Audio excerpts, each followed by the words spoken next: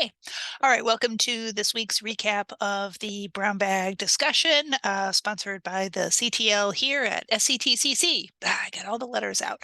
So this week we talked about a topic that I think is maybe not discussed enough, and it's the idea of classroom management. Now, some people were just born to walk into a classroom, exude gravitas, and all of your students instantly sit down. They listen to you every minute, and your class goes beautifully. Wow, what must that be like?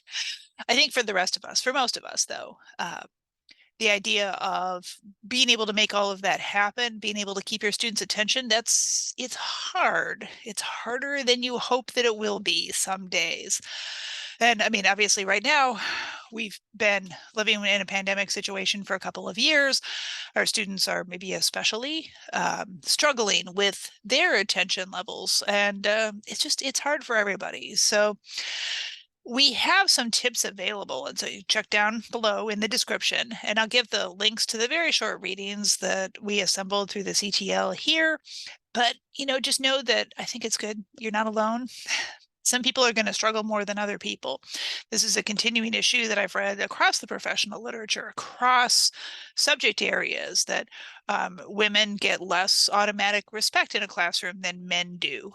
Short women also less automatic respect than men get. And I mean, that's not always true, but it's something we're thinking about, that maybe this is an issue that you're going to have if you're new to teaching. And so what are you going to do then to get past that? You can't just be there and have your students ignore you. That's not going to give you long-term professional satisfaction at the very least. So work through some different ideas. You may have classes that just are wonderful, and your skills are great and it goes really well, and then all of a sudden you'll just have a couple of weeks where everything just falls apart. It's okay. Doesn't mean you're bad, doesn't necessarily mean they are. Just try something new. And I think that's maybe not the most satisfying answer. It would be nice if there was one specific answer that was, yes, this is the way to make sure that your classes all go perfectly. That would be cool. But I think instead the answer is that you need to be aware that there are a bunch of different choices for you in how you manage your class, whether your class is in person, whether it's a hybrid, whether it's fully online. Different things you can try, different strategies you can work with. And, is it now time to break into groups? Do you need to do more lecturing? Do you need to do less lecturing? Should there be more standing up and working on projects? It's hard to know.